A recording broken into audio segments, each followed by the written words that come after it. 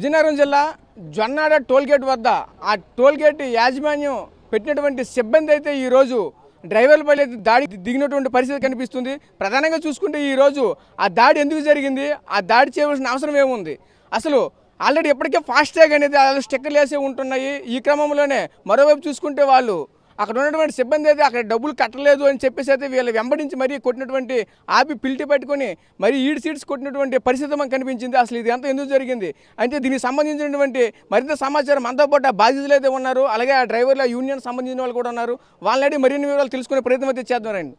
చెప్పండి అసలు ఏం జరిగింది, అసలు మీ మీద ఎందుకు దాడి చేశారు? దాడి అంటే అన్న మేము టోల్ గేట్ ప్లాజా దగ్గర ఆగాం. అంటే దగ్గర ఒక 1.5 కిలోమీటర్ దాకా ఆగిపోయింది ట్రాఫిక్. సర్లే అని చెప్పి లెఫ్ట్లోంచి ఎలాగైనా సరే టోల్ గేట్ కట్ అయ్యిద్ది, లెఫ్ట్లోంచి వచ్చినా ఎలాగైనా టోల్ గేట్ ప్లాజా కట్ అయ్యిద్ది. ఎదురుకు వస్తుంటే మామూలుగా టోల్ కట్ అయిపోద్ది. వెనకాల నుంచి ఒక అతను ఫోటో తీస్తున్నాడు. భయ్యా ఫోటో ఎందుకు తీస్తున్నాడు భయ్యా, ఎలాగ ప్లాజా కట్ అయిపోద్ది కదా అని చెప్పి అంటే కట్ అవుతుంది అంటే ఏంట్రా మీరు అలా వెళ్ళిపోతానని చెప్పి మామే అంటే మామూలుగా అడిగాం, భయ్యా నువ్వు ఫోటో తీయొద్దు, ఎందుకు ఫోటో తీయడం, మేము ఎలాగైనా ట్యాగ్లో బ్యాంక్ అవుటింగ్లో ఎవరికైనా కట్ అవుతుంది, నువ్వు ఫోటో తీసిన అవసరం లేదని చెప్పి మా వాడు గట్టిగా అడిగేపాటికి ఎవడన్నా నువ్వు అడిగేసరికి మాది ఇదే అని చెప్పి ఊరని చెప్పి దగ్గర 100 మంది దాడి చేశారు మా మీద. అంటే మేము 8 మంది చిన్న 10 మీద వెళ్ళి వస్తున్నాం, భార్య పిల్లలతో అందరితో అటాక్ చేశారు. వాళ్ళు అటాక్ చేసి అంటే పెద్ద ఎదురు బొంగులతో అంటే చంపేవాలి వీళ్ళని. వాళ్ళ ఊరు వాళ్ళది అంటే వాళ్ళ ఊరు అయితే చంపేస్తారు. వాళ్ళ ఊరు వాళ్ళది అంటే ఆడు ఊరు అంటాడుది, ఆ టోల్గేట్ వాడు అది ఊరు అంట.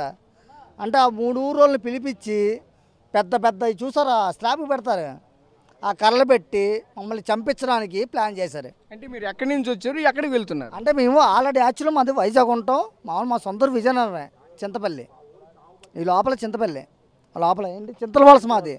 ఆ ఊరు వెళ్ళిపోతామని చెప్పి వెళ్ళిపోతున్నాం.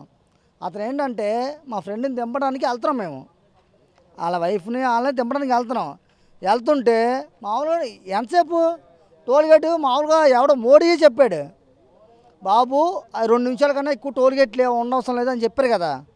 మేము లెఫ్ట్లో నుంచి వెళ్ళిపోతున్నాం, టోల్ ఎలాగైనా కట్ అయ్యింది, టోలు ఎవరికైనా కట్ అయ్యిద్ది.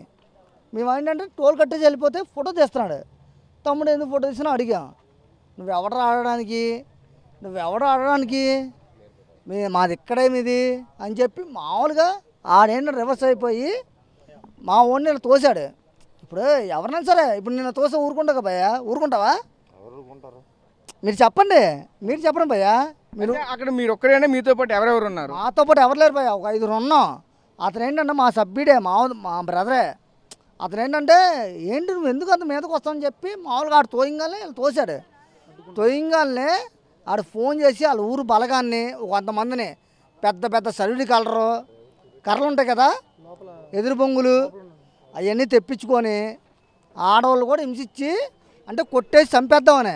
అంటే మీ మీద ఒకేసారి 100 మంది దాడి చేశారు అంటారు, ముందుగా ప్రీ ప్లాన్గా ఉన్నారా, మీకు ముందే తెలుసా, వాళ్ళకి మీకు మీద తగ్గదలు ఏమైనా ఉన్నాయా? భయ్యా ఇప్పుడు ఎవడ బలం ఆడిది, మాకు 10 మంది ఉంటారు, ఆడు 100 మంది ఉంటారు మాకు తెలియదు కదా.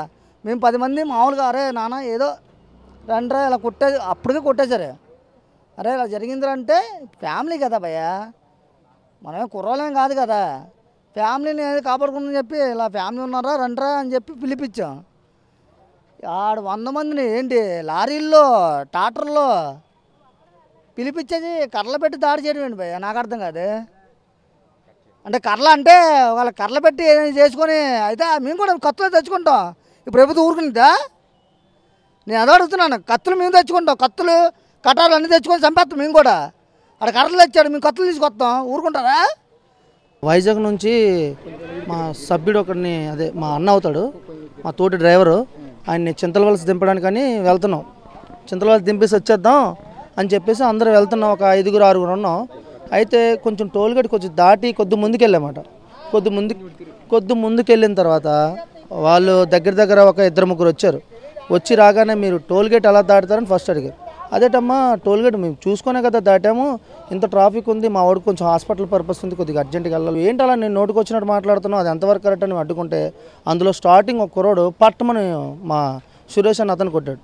ఈలోపు మీ ఇద్దరం అడ్డుకునేసరికి అందులో ఒక 20-30 మంది ఫస్ట్ మా మీద పడిపోతున్నారు. మేము అడ్డుకునేసరికి మా మీద కొట్టడానికి కర్రలతోటి రాడ్లతోటి ఏది దొరుకుతుంది అంత కొట్టేస్తున్నారు. అరే బాబు వినండి రా బాబు అంటే మాట వినేదే లేదు. అంత దౌర్జన్యంగా ఆ టోల్ గేట్ సిబ్బంది మేము దౌర్జన్యం చేయడం గల కారణం ఏంటి? ఓన్లీ ఈ ఫాస్ట్ ట్రాక్ విషయంలోనే మాత్రమే జరిగిందా, లేదంటే వాళ్ళకి మీకు ఏమైనా సరే కక్షలు ఏమైనా ఉన్నాయా? అంటే గతంలోని మేము ఈ టోల్ గేట్ ఎత్తేయాలని చెప్పేసి మా డ్రైవర్ సోదరులందరూ మేము వెళ్ళి మాట్లాడాం, ధర్నా కూడా చేసాం అక్కడ. దానికోసం పేపర్లో న్యూస్ అన్నీ వచ్చింది. అది మనసులో పెట్టుకొని ఈరోజు కొంతమంది డ్రైవర్లు దొరికారని వీళ్ళకి ఏదో ఒకటి చేయాలి అని చెప్పేసి ఈ ఉద్దేశపూర్వకం కారణం మీదే మా మీద ఇలా అటాక్ చేసి ఈరోజు అతనికి చాలా సీరియస్గా హాస్పిటల్లో ఇబ్బంది పడుతున్నాయి. ఇతనికైతే 3 కుట్లు పడ్డదండి. వాళ్ళు ఏమైనా వాళ్ళ ఫ్యామిలీకి ఎవరండి రెస్పాన్సిబిలిటీ? అక్కడికి ప్రజెంట్ అక్కడ సిచ్యువేషన్ జరిగేసరికి పోలీసులు ఎవరు రాలేదా? తర్వాత ఇప్పుడు కూడా ఇంతవరకు కూడా ఏం జరిగిందని చెప్పేసి పోలీసులు ఎవరు రాలేదా? అంటే అప్పటికి పోలీసులు ఫోన్ చేస్తున్నాం, ఎవరు లైన్కి వెళ్ళవట్లేదు, ఎవరు రెస్పాండ్ అవ్వట్లేదు. అయితే అటునుంచి ఒక పోలీస్ ఆయన వస్తున్నాడు. అయితే ఆయన దాన్ని నేను వెళ్ళి సార్ మా అమ్మని కొట్టేస్తున్నాను చూడండి సార్ అంటే, అప్పుడు ఆయన వచ్చిన తర్వాత ఆయన వచ్చినా కూడా అడ్డుకోలేకపోతున్నారు. ఆయన మీద కూడా రివర్స్ అయిపోతున్నారు, ఆ కర్రలతో కొట్టేద్దామని చూస్తున్నారు. ఇంత దారుణంగా ఉంటుందని టోల్ గేట్ వాళ్ళు ఎంత దారుణం చేస్తారు అనే టోల్ గేట్లోని ఒక సిస్టమేటిక్ ఉందండి. ఇన్ని నిమిషాల్లో టోల్ గేట్ కట్ అవ్వకపోతే రెస్పాన్సిబిలిటీ వాళ్ళే తీసుకోవాలి. మేము తీసుకోవాల్సిన పరిధి కూడా లేదు, దానికి ఒక చట్టం కూడా ఉంది. ఇవన్నీ వాళ్ళు ఉల్లంఘించి ఈరోజు డ్రైవర్ల మీద ఎంత దారుణంగా కొట్టడానికి వాళ్ళని ఏమైనా చేద్దాం, వాళ్ళు అడిగే వాళ్ళు ఎవరున్నారు? ఒకటే చెప్తున్నారు, ఇక్కడ ఏదైతే ఆ జొన్నాడ టోల్ గేట్ సంబంధించినటువంటి ఏదైతే ఆ బాధితులు అయితే ఉన్నారో వాళ్ళపైన అయితే మాత్రం తీవ్రంగా అయితే దాడి చేశారు. ఆ దాడికి గురైనటువంటి వ్యక్తులైతే మాత్రం తీవ్రంగా గాయపడే ఈరోజు హాస్పిటల్లో ఉన్నటువంటి పరిస్థితి కనిపిస్తుంది. వీళ్ళకి ఏదైనా అయితే ఎవరు బాధ్యులు అని అడుగుతున్నటువంటి పరిస్థితి కనిపిస్తుంది. వీళ్ళంతా ఒకటే చెప్తున్నారు, గతంలో మేమైతే ఇక్కడ టోల్ గేట్ ఎత్తేయాలని అయితే మాత్రం పలుమార్లు అయితే మేము ధర్నాలు చేసాము. ఆ ధర్నాల కారణంగానే మా మీద ఈరోజు కక్ష సాధింపుగా అయితే మాత్రం ఈరోజు ఈ యొక్క ఏదైతే టోల్ గేట్ సంబంధించిన సిబ్బంది మా మీద ఈరోజు దాడికి అయితే పూనుకున్నారు.